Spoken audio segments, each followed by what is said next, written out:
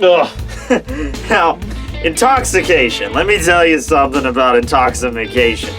Most people think that intoxication has to deal entirely with alcohol. But in reality, it has nothing to do with that. Intoxication can include many things that you're just overly obsessed with. We often hear about people being drunk with power, and I think that has a lot to do with it. Having completely been obsessed to the point where you think that you're greater than somebody else. We're all human beings. We're all equal. Some of us might have different skin colors, some of us might not be as intelligent as the other one, but there's nothing that inherently makes us better than anybody else. And when people do obtain a large amount of power, and they start thinking that they do have authority over others, where they could supersede their will onto them, well, that gets a little bit dangerous. Now, of course, power is only one thing that a human being can be intoxicated on, and we're going to talk about something else right now with Espada number 7, Zommari Rureaux. Alright, so this is probably going to be the one video out of all of these where you're just going to skip if you're going to skip any of them. No one gives a fuck about Zommari, right? He showed up, got his ass handed to him by Byakuya, and then he died. He was one of the Espada that actually just straight up disappeared, you know, like dust in the wind.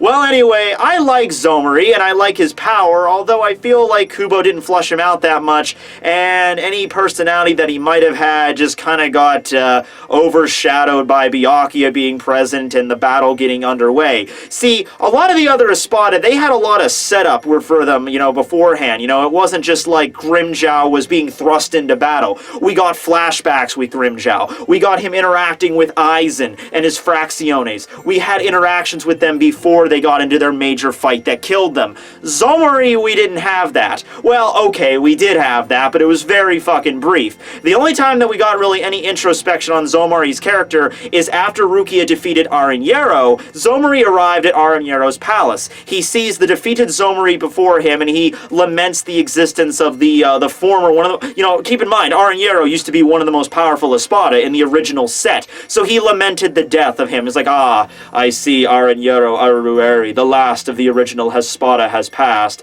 And so he looks over at Rukia, and I guess, maybe not because he had a deep connection with Aranjero or anything, but just out of in the spirit of his memory and what he was, you know, to make his death, you know, meaningful in some way. He drew his sword ready to cut down Rukia, who was just an unconscious heap on the ground, and then that's when Byakuya shows up and the shit gets live. Now, Zommari's whole deal, his aesthetic, his character design, the way he activated and released his Zanpakuto, Brujerita, has a very sort of witchy craft thing going on here. Sort of like from an African tribe or something like that. We know this because the way he releases Brujerita is like this weird kind of ritual where he places his sword horizontal and then he like bends his neck until it's also horizontal, cracking his fucking like, you know, neck bones in the process, and then his sword bends and contorts, and then this white ooze comes out and just kind of covers his whole body, and then that's how he releases his resurrection. So there's something maybe going on with that, as well as his actual resurrection and his ability all over was his amour, his ability to shoot his eyes on anything that he saw, any living creature anyway, and he could manipulate them through these eyes. Now, when he's in his release state, he has a total of 50 eyes on his body, so initially this seemed like a really overkill kind of ability, like he can control 50 different things. How it worked is, if he targeted a body, if he hit his eye, his amour on a limb, such as your arm or your leg, he can only control that limb. However, if he hits the head, as in the case of Rukia, then he can control the entire body. Now, I feel like this power is kind of shitty all around, and it's interesting. It's an interesting ability. And if his whole deal was going to be witchcraft, I feel like there's a lot more shit you could do with that than just the amour thing, so whatever. But the thing that really sucks about this power is that whatever he takes control of is still dependent on the body of which inhabits. For instance, when he took control of Byakuya's arm, it wasn't like he had invisible puppet strings that were controlling Byakuya's arm. Byakuya's arm still moved in accordance with Byakuya's bones and his muscles. So all Byakuya had to do was slice the tendons in his arm,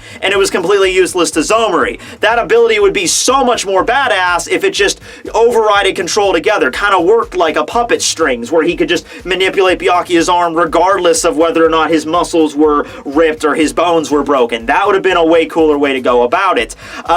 Additionally, the power of being able to control up to 50 different things really doesn't mean much of anything when you fight a guy that literally has 100 million plus blades at his disposal, so kind of a shitty matchup there. Although, I would have liked to see Zommari fight against another captain, like Mayuri, for instance. I understand that Mayuri had to fight against Sile, and I understand we'll be getting there in the next video, since they were both mad scientists and everything, but considering how we've seen Mayuri fight against characters in the recent arc that exhibited abilities that like Giselle, who was able to control zombies, and Pernida, which the whole shit with him, it would have been very interesting to see how Mayuri would counter Zommari's very strange Keto-like abilities. Byakuya also hearkened it very similar to that. By the way, in case you're curious, I don't really have a favorite Zommari moment, but my least favorite moment from him is when he tried to manipulate Rukia and had her almost kill herself, because you don't get away from that, Zommari. I don't care how cool your aesthetic is. I don't care how many neat abilities you might have had or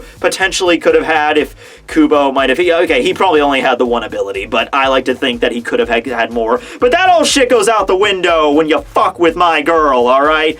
Anyway, beyond that, his last thing we talk about is his aspect of death. It was intoxication, and it was probably the one aspect of the death of all the Espada that really went fucking nowhere. In fact, that was one of the things when Baragon was explaining all the different aspects of death. It gets to Zommari, and it's like intoxication, and you're like, what the fuck? I actually had to think about this for a little bit, because the first thing I jumped to, after, of course, the literal meaning of intoxication, where you're getting fucking plastered outside of fucking daiquiris and cream on Saturday night, is being drunk with power, you know, like, I have all this incredible power, I could do anything. And we've seen humans throughout history, you know, exhibit that when they get really high up on their horse, usually kings during, like, the, Renaissance and shit. They usually end up with the, you know, getting their head lopped off by a guillotine when they get that fucking power hungry. But that's not really Zommari. It really isn't. I mean, he's certainly prideful of his abilities, but what fucking Espada isn't? Baragon, my power's absolute, my breath of death. Grimjow, like, I am the king. Noitora, I am the strongest. Even Ukiura with his, like, he had a little bit of pride in his abilities too, when he was like, I'm the only Espada that can regenerate. I alone have this power. This is the Espada Cerro Oscurus. And then, like, Lanza del Relampago, so he had pride in it too. So did Sile. He was really proud of all the shit he could do. Aranjero, you know, is like, I have absorbed 3,000 billion jillion hollows, therefore I can... Yeah, so when you compare him all the other Espada, he really wasn't that power hungry. But then you get to something else that he was. He was probably the one Espada that was, probably the one Arrancar, really, that was super loyal to Aizen. He viewed Aizen as a god figure. You can almost say he was intoxicated on some Sosuke Aizen worship. Kind of, sorta. He viewed him as a god, you know, and even to the point when he was about to be killed by Byakuya, his last death throttles were, hooray for Aizen-sama! Banzai! Banzai for Aizen-sama! It's almost like he just accepted the fact that Aizen was his god. You know, I don't exactly know the story there. I don't know if it's like as soon as Aizen appeared in Hueco Zommari accepted that belief, or it's something he had to build to, but he was certainly kind of kind of in love with the guy in a religious way, not in like a, you know, creepy like, hey Aizen, how you doing? You want to go into the back room? And, you know, not like anything like that.